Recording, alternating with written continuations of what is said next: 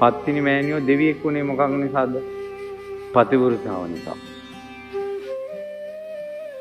පත්තිනි දේවතාවිය යසෝදරාවගේ මාවතේ යන කෙනෙක්. ඉතුමිය ස්වාමියා වෙනුවෙන් පණ දීලා මිනිහා මොන සල්ලාලෙක් වුණත් තමන් පණ දීලා තමන්ගේ අන්‍යයන් සම්බන්ධතා නැහැ.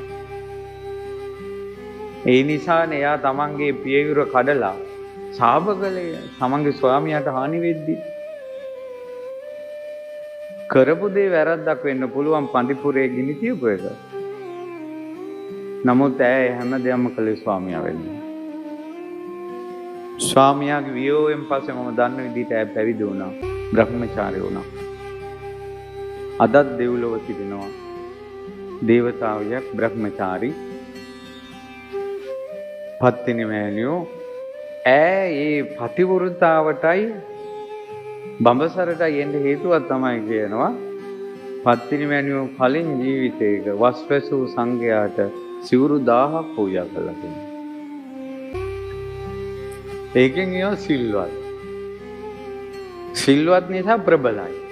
ප්‍රබල නිසා ලංකාවේ කොච්චර දිව්‍යාංගනාවෝ ඇතිද?